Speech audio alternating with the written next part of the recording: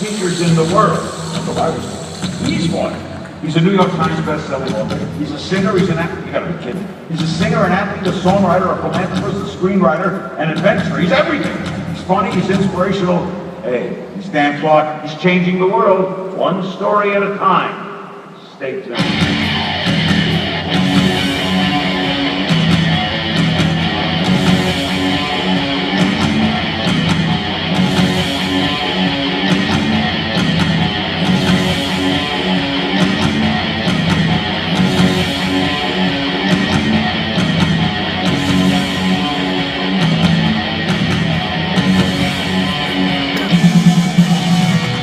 The author of 21 books and a primary contributing author to the Chicken Soup for the Soul series, where one of Dan's world famous stories was made into a film at Paramount Studios, starring Jack Lemmon. Dan's writing and speaking career began when he fought his way back from a paralyzing injury that cut short his football career.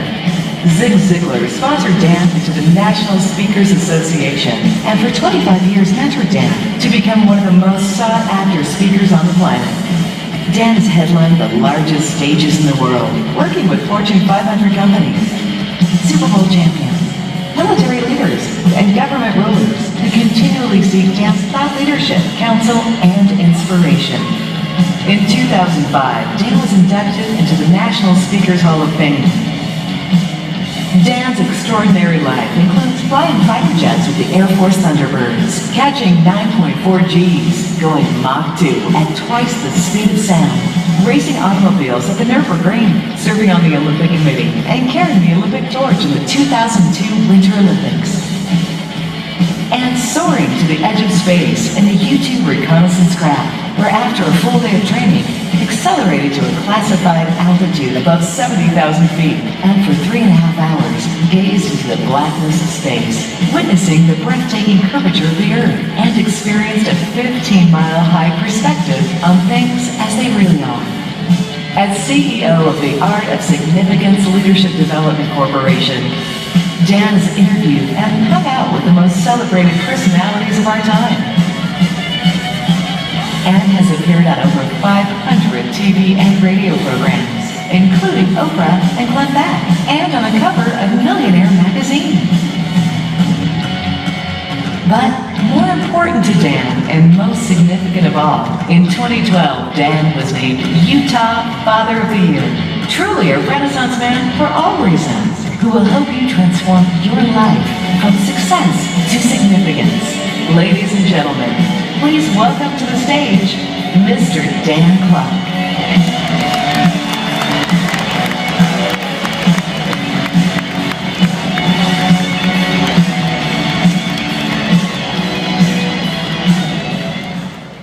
I'm excited. Good morning, Aim Global. And what's so amusing is it really is the morning. So good for us for hanging in there. I have a question. What is the single most powerful influence in our lives for change? Think about it before you answer.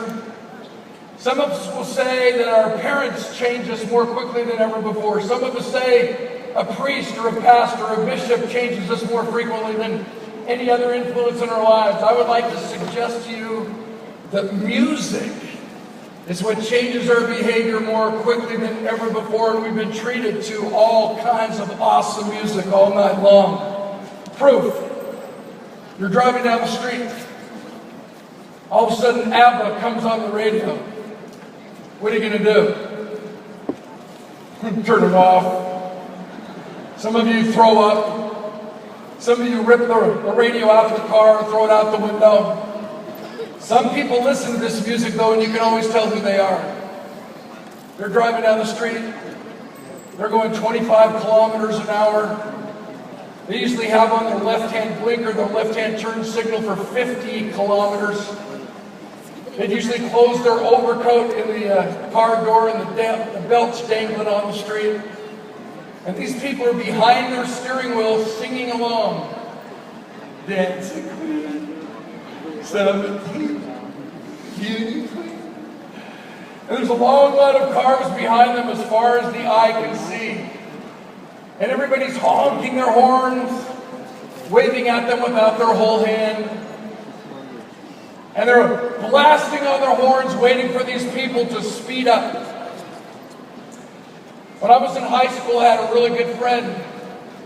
His name was Brian Thurgood. He used to throw things at people when he thought it was appropriate in his sick mind. He used to go to Kentucky Fried Chicken and collect those little tubs of like wheat salad. Some of you know what I'm talking about. And he used to throw them at people. I could see this poor couple driving down the street listening to ABBA. My buddy Brian stands up, hits the windshield. Oh my gosh, Ethel, what kind of a bug was that? Now think how powerful music is in our lives. You're driving down the street, listening to ABBA going 25 kilometers an hour, and all of a sudden you pull off a street into a residential neighborhood and Guns N' Roses comes on the radio. Welcome to the jungle. Now you're doing 95 in a school zone. Little kids are diving into the bushes. You're behind the wheel. Wow! What's my point? Music changes our behavior more quickly than ever before. And the reason why I bring that up is because think of the energy created this evening when Celine Hossaf, that's how you said it? Celine Hossaf? As she sang, as she performed, the energy in this magnificent place went up. And as Marina came up and brought John up on stage, the fun for me was watching his wife. And she had that look like, whoa. And then when Viola, oh my gosh, when he dazzled the crowd, and so many of you young ladies went nuts, and some of you older young ladies went even crazier. And to see what he was able to do with that big old smile, with his voice. Why I'm talking about music is because we need to understand what music and those who create it has to do with each of us this evening, this morning at AIM Global. How many musicians do we have in the audience? Anybody here a musician? Right here? Got June. Yeah. When someone asks you how many notes are there in music, most people count and respond A, B, C, D, E, F, G. Most respond there are 7 notes in music. Contraire, mon frère. In the year 1685, a very famous music composer of Western Europe decides he wants more options. He's the guy that put the black keys on the piano. If you look at the 88 keys on a keyboard, there are 7 white notes and 5 black notes. A total of 12 notes in music. And if you look at that keyboard, those 12 notes repeat themselves every 12 notes, and that's what we call an octave. And through the chromatic scale, that's how we write music and people remember it. What does that have to do with you? What does that have to do with me? Every single song ever written in any language was written with the same 12 notes. Do you know this?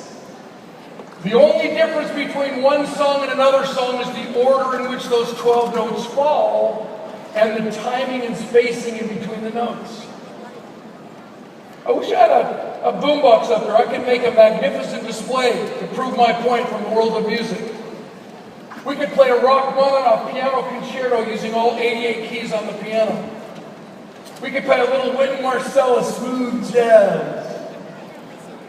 I'm a rhythm and blues guitar player. We could play a little B.B. King, a little Stevie Ray Vaughan. We could play a country music song like My Wife Ran Off With My Best Friend and I'm Going to Miss Him Dearly. Are any of you into country music?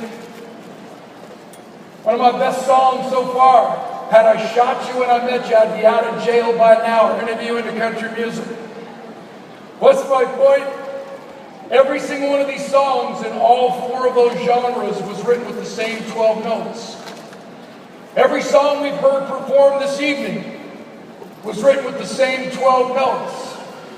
So here's the question of the day as we wind down our time at this magnificent conference, this 8th annual, this anniversary. What is the difference between a hit songwriter and a lousy songwriter? They have access to the same 12 notes. What's the difference between a great banker and a lousy banker? They have access to the same interest rates and the same economy. What's the difference between a great distributor and an average distributor? A silver executive and a gold executive and a global ambassador. What's the difference between a millionaire circle and those of you in this magnificent arena who are still dreaming about being in millionaire circle? What's the difference? The difference is passion, creativity, and imagination. And yesterday when I had an opportunity to speak during the training day, I reminded everyone there, and those of you who were there will remember that I suggested that we become the average of the 5 people we associate with the most. Which means if you hang around with 5 broke people, there's a good chance you're going to be broke. If you hang around with 5 negative people, there's a good chance you're going to be negative. If you hang around with 5 positive people who believe in AIM Global, who understand the process, who understand what every person on this stage understands, you will also be a millionaire. You also will be in a position to touch people's lives, as Dr. Connie so eloquently inspired us this evening. And with that $37,000 check to the Alive Foundation from the partners, pretty significant to be here and partake of that. If we can become hit songwriters with more passion, creativity, and imagination, which is what the Philippines means to me, every single time I meet anyone from the Philippines in United Arab Emirates, in the United States of America, we have over 15 million Filipinos. Regardless of where I go in the world, and especially when I come to the Philippines, I'm reminded about you as passionate, creative, imaginative human beings who get it. And the reason why we need to focus in on that part of the AIM Global proposition is because the average sales professional quits before they have an opportunity to close a sale. A good friend of mine, Dr. Herb Drew from the University of Notre Dame in the States, he conducted a 10-year-long case study. And you know what he discovered? 44% of sales professionals quit on the first sales call. 24% of sales professionals quit on the second sales call. 14% of sales professionals quit on the third sales call.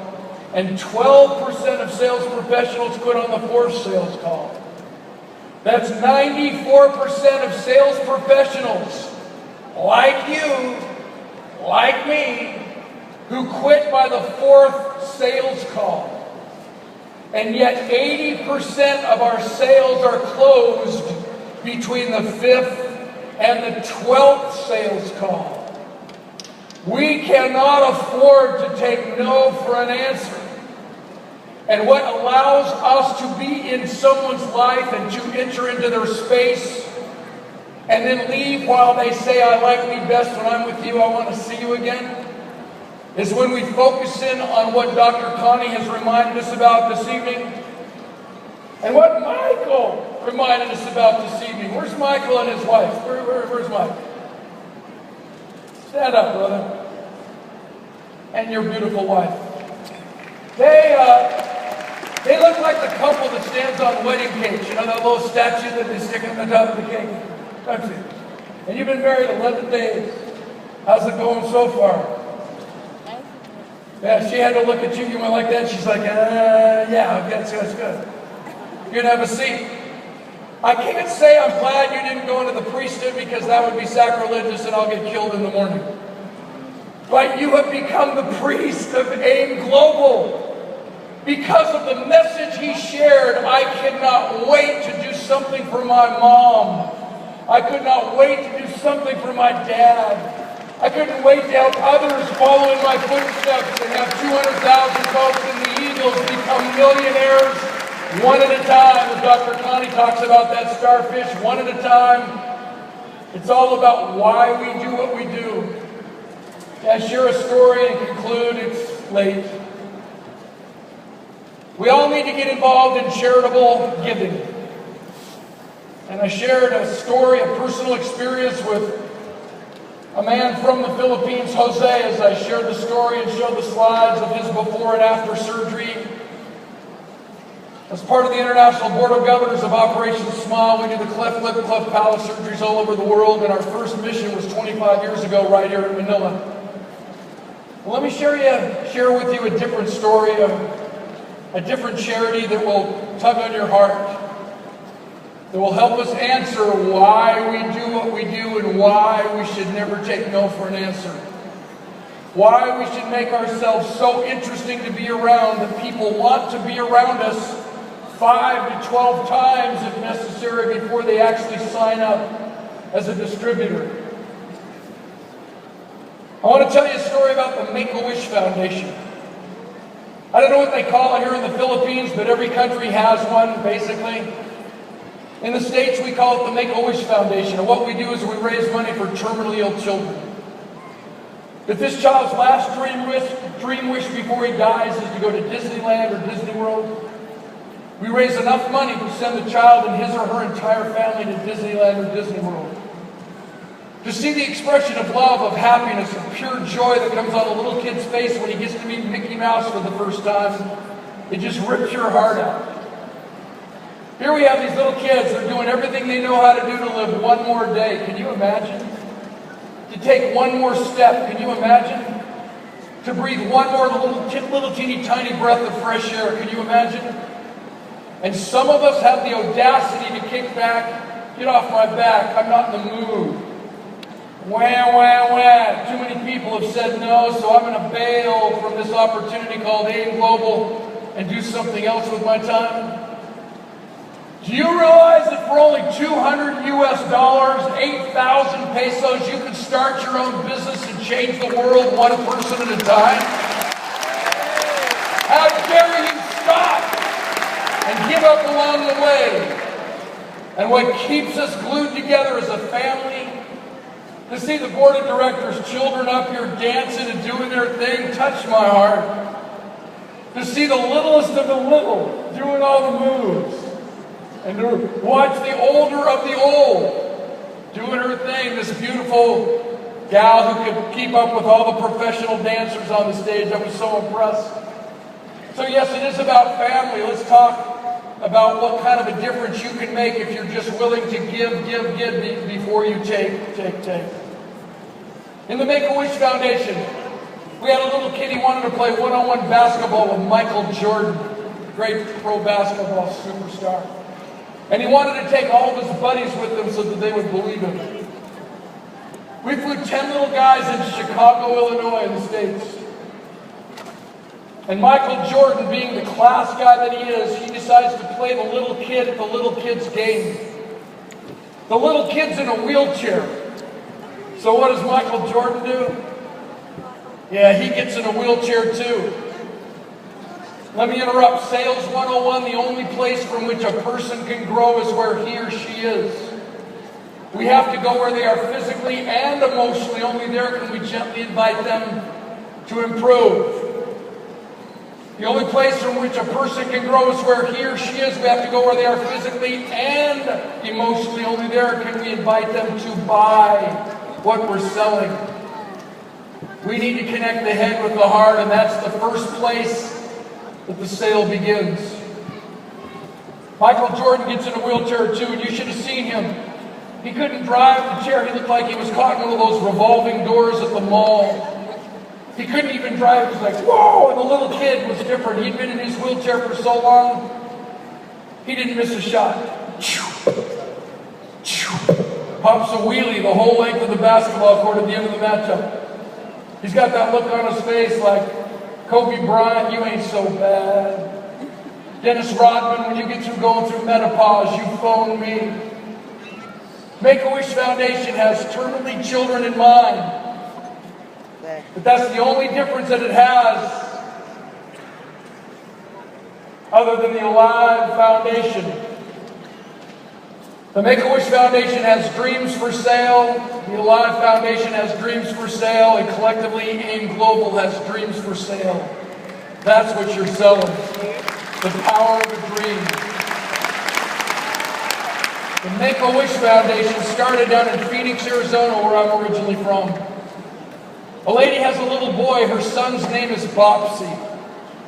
Bopsy is dying of terminal leukemia, cancer of the blood. And at the present time, there's absolutely no known cure. One day, his mother has the presence of mind to go, little Bopsy. She said, Bopsy, if you had one dream wish and you knew that it would come true, what would it be? Let me interrupt. If you had one dream wish and you knew that it would come true, what would it be? Without even thinking about it, Bopsy said, Mommy, if I had one dream wish and I knew that it would come true, I'd want to be a fireman. The next morning, his mother phones up the local fire department. She talks to the fire chief. She explains Bopsy's health condition and his dream wish. Turns out the fire chief has a heart as big as this arena. He says, you know, I'd love to help make Bopsy's dream come true. Do tell him that we'll be about to pick him up at 7 o'clock in the morning. We'll make him honorary fire chief for the whole day. Fire chief says, down here in Phoenix, we have a factory that makes all of our uniforms. If you'll give me Bopsy's measurements, we'll get a hard hat helmet made for him just like the big guys wear. We'll get him a yellow slicker jacket to wear. We'll get him big rubber boots, big galoshes to wear, just like the big firemen wear. Sure enough, the next morning, 7 a.m., local fire department pulls right up in front of Bopsy's house. They all go inside of Bopsy's house. They help Bopsy get decked out in his very own fireman's uniform, and they all walk out of Bopsy's house. Looks like a bunch of big ducks and a little teeny duck. Bopsy's walking in the back of this long line of firemen in these oversized rubber boots. All of his buddies in the neighborhood are looking out their windows going, whoa. Bopsy hops on the back of the fire engine. He gets to go out on 3 fire calls. It inspires him to the depth of his being to live 3 months longer than any doctor said he could possibly live. On the last night of Bopsy's short life in the hospital, the head nurse was monitoring his vital signs. He was hooked to the machines, and she could see his heart rate, his blood pressure. They started to weaken and diminish and fade quickly away. Scrambling, trying to figure out what she could possibly do for this little guy in his last few moments. Obviously, the nurse phoned up his mother, and she immediately raced to the hospital. But then the nurse remembered the special relationship that Bopsy had developed with the local fire department. So she immediately phones up Fire Chief. Bopsy's not doing too good right now, and I thought you'd like to know about it. Maybe there's something you could do for him. Fire Chief says, you tell that little guy to hang on, we'll be there in 5 minutes. But this time there's 2 things we need you to do for us. Fire Chief told the nurse, what I want you to do is announce over the PA system, the speaker system of the hospital, somewhere where Bopsy can't hear it, that everyone's going to hear the sirens screaming. They're going to see the lights flashing, that we're coming to see our little boy Bopsy for the last time. And then the Fire Chief asked the nurse, and I want you to also open up the 3rd story window into Bopsy's hospital room, because this time we're coming in by hook and ladder. Moments later, the sirens are screaming, the lights are flashing. The whole entire fire department pulls right up in front of the hospital. Huge ladder goes up the wall. 14 firemen and 2 firewomen scamper up the ladder, every one of them decked out in full fireman's uniform. Every single one of them climbed in through that 3rd story window into Bopsy's hospital room. They kissed him, they held him, they cuddled him, they caressed him. With tears streaming down everyone's cheeks, the big macho fire chief leans over Bopsy's hospital bed, takes a hold of his little teeny weak, frail hand. Bopsy looks up at him and he says, Fire Chief, am I now really a fireman? Fire Chief said, Bopsy, you are. And the little guy died. True story that happens every single day at the Make-A-Wish Foundation chapters back in the States where I live. And I would suspect that it happens every single day here in the Philippines and in every other country represented here at this 8th annual convention, meaning the 8th anniversary that will continue on annually So my question to you as I start to wind down, was that a story about death? Or was that a story about life? Was that a story about creating environments through service before self that triggers more passion, creativity, and imagination, and gives us that why we should wake up early and stay up late, why we should go out of our way to continually sell this dream called AIM Global? And guaranteed, if we never lose sight of that why, figuring out the how-to is pretty simple. Let me conclude. Yesterday when I finished my speech, they played a 2-minute and 19-second clip of a movie of one of my stories. That story in the movie has won 22 film festivals so far, aired first at the Sundance Film Festival in my backyard.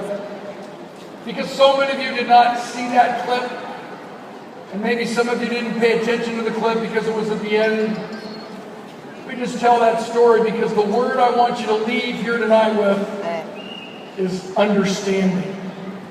We need to understand the opportunity before you at AIM Global. We need to understand the quality of character of the individuals who lead this amazing organization. We need to understand that these partners who graced the stage moments before me and donated the $37,000+ to the Alive Foundation are character-based class human beings. When you see Maria stand up here in her sophisticated elegance as a PhD whose passion is to research these ingredients to make sure that what you're selling has total integrity, that's only a slice of the action, because every single one of us in here also has that same responsibility to live our lives as they have, as they do, as they will continually live their lives. So let me conclude with my little story. And then I just share the background quickly. I wrote this story when I was 13 years old. I was in one of my classes. I can no more stand up in front of a room and speak than fly to the moon. I could always make people laugh, but I didn't have the confidence to stand in front of a room and deliver a speech. And this teacher of mine saw something in me that I didn't see in myself. Isn't that what AIM Global's about? Allowing people to see something in themselves that they don't see themselves. So that they don't change, they become more of who they already are. And this teacher comes to me and says, Danny, I think you ought to write a story and enter this speech essay competition. And I said, okay. So I wrote the story, I delivered it, and I happened to win the competition. And it became a family story that we put on a holiday greeting card. Then it appeared in the first volume of my books that I wrote. It appeared in the first volume of Chicken Soup for the Soul. And who knows, maybe some of you have come across it on the internet. A store owner was tacking a nail in a sign above his store door which read, "Puppies for Sale." Signs like that have a way of attracting small children, and sure enough, a little boy appears at the store owner's side. He says, "How much are you going to sell the puppies for?" The store owner assured the little boy that they were very, very good dogs, and he didn't expect to let any of them go for anything less than $35 to $50. To that, the little boy reaches in his pocket. He pulls out some change, he counts it for a minute. He looks up at the store owner and he says, "Well, sir, I have $2.37. Can I look at the little puppies?" The store owner smiles, he says, "Sure," said, and he whistles. Out of the kennel comes Lady, the mama dog, running down the aisle of the store, followed by 5 little teeny balls of fur, one puppy lagging considerably behind the others. Immediately, the little boy singles out the lagging, limping puppy, says, "What's wrong with that little dog?" The store owner says, "Oh, we took that dog to the veterinarian. The doctor examined it, discovered it didn't have a hip socket. It would always limp. It would always be slow." To that, the little guy gets excited. He says, "That's the little puppy I want to buy." Store owner says, "Nah, you don't want to buy that little dog. If you really want him, I'll just give him to you." Now the little guy gets ticked off. He gets angry. He gets right in the face of the store and he points his finger and he says, "I don't want you to just give him to me. That little puppy right there is worth every bit as much as all the other little dogs. And I'll pay full price. In fact, I'll give you $2.37 now and 50 cents a month until I have them paid for. Store owner says, no, you don't want to buy that little dog. He's never going to be able to run and jump and play with you like the other little puppies. In response to that, the little boy reaches down. He pulls up his pant leg to reveal a badly twisted left leg, supported by a big steel brace going down each side of his leg. The little physically challenged kid looks up at the store owner and he says, well, sir, I don't really run so well myself. And the little puppy will need someone who understands. We need to understand. So I challenge you, understand the products and the science behind them. They hold their weight. They make a difference and bring health and wealth to our lives as you sell that dream and create an opportunity for people to join us. But more importantly, if you remember nothing else I say, please remember as I shared my story of playing American football for 13 years. And one of my teammates was drafted into the National Football League by the Philadelphia Eagles. After 2 years in the National Football League playing for the Eagles, he was traded to my Oakland Raiders. After 4 years in the National Football League, at the top of his game, he walks out of practice, quits, never to play again. Why? He loved being a football player, but he hated playing football. He got what he wanted, but he hated what he got. He loved the celebrity perks and the fame and fortune that allowed him a life of success. But because his inner voice and his true purpose in life, as Dr. Connie was talking to us about, was misaligned with what he did for a living, there's no way in a million years he would have ever been able to achieve and live this life we call significance. And significance is doing so much more for others that they leave us saying, I like me best when I'm with you, I want to see you again. But they also, through the domino effect, take our lead and do exactly the same for their family and friends. As I said yesterday, think about the possibilities. If every single person in the Philippines signed up for AIM Global and they got that medical checkup, they got that certificate for an educational scholarship, they got that certificate for personal accident insurance, and they got that opportunity of a lifetime to come to something like this and interact, because they've gone through the certificate list and have actually taken you up on your offer to actually have the cardio pulse, which I had an opportunity to take today.